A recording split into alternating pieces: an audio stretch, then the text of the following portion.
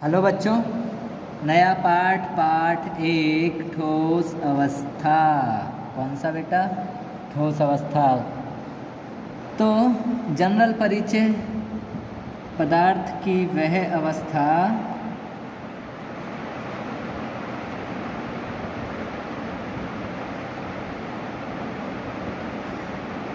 जिसमें इनके आकार, आयतन और आकृति निश्चित हो। यानी कि सीधी सी बात है, शेप, साइज और वॉल्यूम क्या हो? डेफिनेट, निश्चित हो। जैसे एक किताब है, यानी ये मान लो ये है, ये पार्सल है, ये कितनी जगह घेरता है? इतनी जगह घेरता है। इसे यहाँ रख लो, वहाँ उठा के रख दो, कहीं और रख दो, कहीं भी रख दो, दुनिया में कहीं भी रख दो, उतनी जगह घेरेगा बेटा। आयतन निश्चित ही रहेगा, ठोस है। ऐसा तो है नहीं कि इसकी कम जगह में इसको मोड़ दोगे, तोड़ दोगे तो कम जगह लेगा, पर इतना ही रहेगा अगर इसका वॉल्यूम इतना है। या तुम इतनी जगह में बैठते हो तो बेटा तुम इतनी में ही बैठोगे, चाहे यहाँ बैठो, चाहे कुर्सी पे बैठो, चाहे टेबल पे बैठो, चाहे पलंग पे बैठो, चाहे कहीं भी बैठो, उतने में ही बैठोगे बेटा जितना तुम्हारा वॉल्यूम होगा। आकार और आयतन यही होते हैं। आकार निश्चित है, आकृति भी निश्चित है, उसे बोलते हैं ठोस अवस्था। इसके गुण क्या हैं? पहला गुण वही है, निश्चित आकार आकृति। निश्चित आकार आकृति, तीनों क्या होते हैं इसके? निश्चित आकार, आकृति और आयतन। दूसरा, ऐसा क्यों होता है? क्योंकि इनके मध्य क्या पाए जाते हैं? इनके कणों के मध्य प्रबल अंतर आणविक बल। कणों के मध्य प्रबल अंतर आणविक बल पाया जाता है।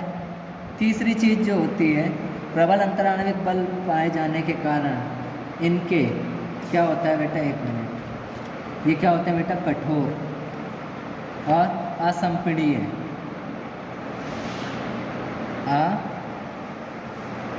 असंपीड्य इसका मतलब होता है इनकम्प्रेसिबल, यानी कंप्रेस नहीं हो सकते, दब नहीं सकते। नंबर 4, चौथा पॉइंट क्या है इसका बेटा? हाँ, उच्च घनत्व होता है इसका। क्या होता है? उच्च घनत्व।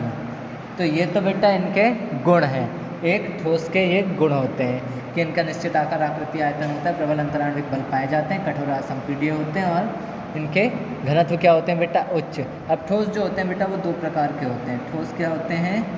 दो प्रकार के होते हैं।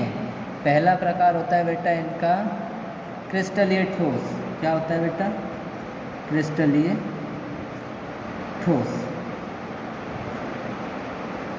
और इनका दूसरा होता है अक्रिस्टलीय ठोस। तो मैं पहले क्या बताता हूँ।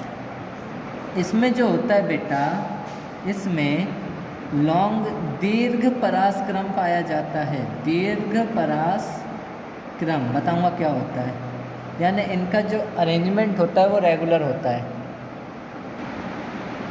बेटा। इनकी नियमित व्यवस्था होती है। नियमित व्यवस्था होने के कारण दीर्घ परासक्रम पाया जाता है। बता रहा हूँ कैसे। ए के बाद बी आएगा, फिर ए आएगा, फिर बी आएगा, फिर ए आएगा, फिर बी आएगा। तो ऐसा ही लंबा सा क्रम मिलता है, इसको बोलते हैं बेटा दीर्घ परासक्रम, क्योंकि इसकी व्यवस्था नियमित है। ए के बाद बी, फिर ए के बाद बी, मतलब सज्जन लोग। सज्जन लोग क्या होते हैं बेटा? जैसा तुम बोलोगे रूल्स में चलेंगे तो A B, A B, A B, एक लंबा सा क्रम मिलेगा, दीर्घ परासक्रम होता है। हाँ, यही होते हैं बेटा क्रिस्टलीय ठोस। बेटा दीर्घ परासक्रम मिलने के कारण इनमें जो गुण होता है, पहला होता है कि इनका जो आकार होता है वो निश्चित होता है, बिल्कुल ही निश्चित होता है। आकार क्या होगा? निश्चित। दूसरा चीज़ होगी बेटा, हाँ, तीक्ष्ण। Melting point and boiling point, गलनांक और क्वथनांक तीक्ष्ण होते हैं। यानी कि तीक्ष्ण का मतलब, जैसे पानी है, H2O है, ये 100 डिग्री सेल्सियस पे बॉईल होता है तो ये तीक्ष्ण है, ये 100 पे ही होता है। 101 पे बॉईल होना है, 101 ऐसा नहीं है कि ये 90 से बॉईल होना शुरू हो जाता है, 100 तक बॉईल ही होता रहता है, ऐसा नहीं है। ये क्रम होता है। सॉरी ये क्या होता है, परास होता है, रेंज होती है, इसकी रेंज नहीं होती, तीक्ष्ण होते हैं, बिल्कुल तीक्ष्ण होगा कि इसी टेम्परेचर पे ये क्या करेगा, ये कन्वर्ट हो जाएगा किस में, गैस में, बॉइलिंग पॉइंट है तो मेल्टिंग पॉइंट है तो लिक्विड में।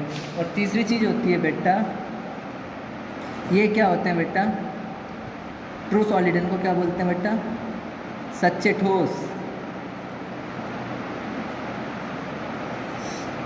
इसका उदाहरण है हीरा, क्वार्ट्ज। दूसरे होते हैं बेटा अक्रिस्टलीय ठोस। क्या होते हैं, अक्रिस्टलीय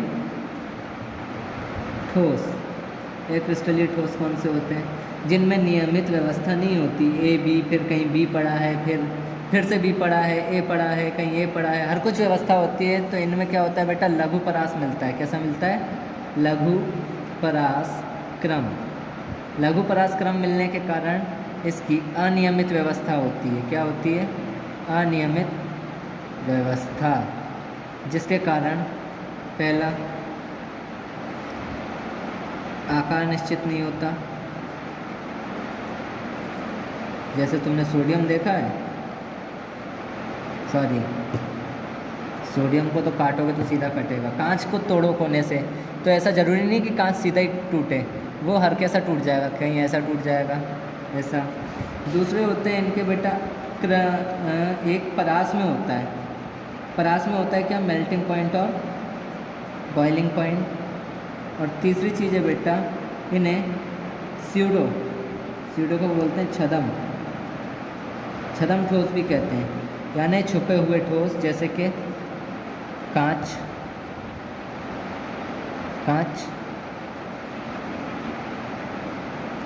हो गए।